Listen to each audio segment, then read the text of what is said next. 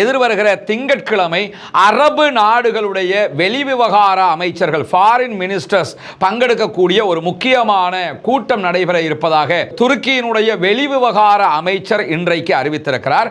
இந்த கூட்டத்தில் காசாவினுடைய எதிர்கால திட்டங்கள், காசாவுக்குள்ள வர இருக்கக்கூடிய ஐநாவினுடைய படை தொடர்பான விவகாரங்கள் அல்லது அமெரிக்கா சொல்வதை போன்று சர்வதேச படை என்றால் அதிலே துருக்கி கலந்து கொள்வது தொடர்பான பேச்சுக்கள் என்று பல முக்கியமான விவகாரங்கள் பேசப்பட இருப்பதாக இன்றைக்கு ஹக்கன் பைதான் வெளியிட்டிருக்கக்கூடிய அறிவிப்பில் சொல்லி இருக்கிற அதே நேரத்தில் இந்த கூட்டத்தில் பங்கெடுக்கிற அத்தனை வெளிவிவகார அமைச்சர்களும் தான் கடந்த நாட்களில் அமெரிக்க அதிபர் டொனால்ட் ட்ரம்பை சந்தித்து பேசியவர்களும். எனவே அவர்களோடு தான் இந்த கூட்டம் நடத்தப்பட இருக்கிறது என்கிற செய்திகள் அவர் சொல்லியிருக்கக்கூடிய நேரத்தில் இன்றைக்கு ஐக்கிய நாடுகள் சபை வெளியிட்டிருக்கக்கூடிய அறிவிப்பில் ஆக்கிரமிக்கப்பட்டிருக்கக்கூடிய மேற்கு கரை வெஸ்ட் பேங்க் பகுதிகளில் 70 நகரங்களில் 126 தாக்குதல்கள் நடத்தப்பட்டிருக்கிறது குடியேறிகளால்.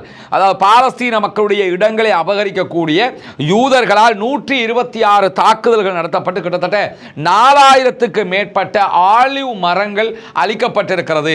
பாலஸ்தீன மக்களுடைய அதிலும் வெஸ்ட் பேங்க் மக்களுடைய வாழ்வாதாரமே அதுதான், பொருளாதாரமே அவங்களுக்கு அதில் இருந்து தான் கிடைக்குது. அந்த ஆலிவ் மரங்களையும் அழிச்சிருக்கிறாங்க என்கிற செய்திகளையும் ஐநா இன்றைக்கு விவரமாக தெரிவித்திருக்கக்கூடிய நிலையில் இன்றைக்கு ஒரு முக்கியமான செய்தியும் வெளியாகி இருக்காது. என்ன செய்தி என்று சொன்னால், இஸ்ரேலுடைய நெசட்டுடைய காலம் முடிவடையக்கூடிய நாட்கள் அடுத்த ஆண்டு வரை இருக்கிறது. அடுத்த ஆண்டு ஆகஸ்டில் தான் நெசட்டுடைய இஸ்ரேல் பார்லிமெண்டினுடைய காலம் முடிவடைய இருக்கிறது. எனவே அடுத்த ஆண்டுக்கு முன்பதாக உடனடியாக அவசரமாக தேர்தல்களை நடத்த வேண்டும் என்று சொல்லி இஸ்ரேலுடைய எதிர்க்கட்சிகள், பொதுமக்கள் என்று பல பேரும் ஆர்ப்பாட்டங்கள், போராட்டங்களை நடத்தி கோரிக்கை விடுத்துக் கொண்டிருக்கக்கூடிய நிலையில் இந்த சந்தர்ப்பத்தில் எக்காரணம் கொண்டும் தேர்தலை நடத்தவே மாட்டேன் என்று சொல்லி விடாப்பிடியாக தெரிவித்து விட்டார் இஸ்ரேலிய பிரதமர் பெஞ்சமின் நெதன்யாகு. அதற்கான காரணங்களில் ஒன்றாகவும் இன்றைக்கு வெளியாகி இருக்கக்கூடிய ஒரு முக்கியமான செய்தி என்னவென்று சொன்னால், இன்றைக்கு இஸ்ரேலுடைய மாரிவ் செய்தி பிரிவு ஒரு கருத்து கணிப்பை நாடு முழுவதும் எடுத்திருக்கிறார்கள். அந்த கருத்து கணிப்பின் பிரகாரம் தற்போதைய சூழல்ல இஸ்ரேலில் தேர்தல் நடத்தப்பட்டால் பெஞ்சமின் நெதன்யாகுவினுடைய ஆளும் கூட்டணி வெறும் 48 இடங்களை மாத்திரம்தான் கைப்பற்றும் என்றும், எதிர்க்கட்சிகளுடைய கூட்டணிகள் 61 இடங்களை கைப்பற்றுவார்கள்.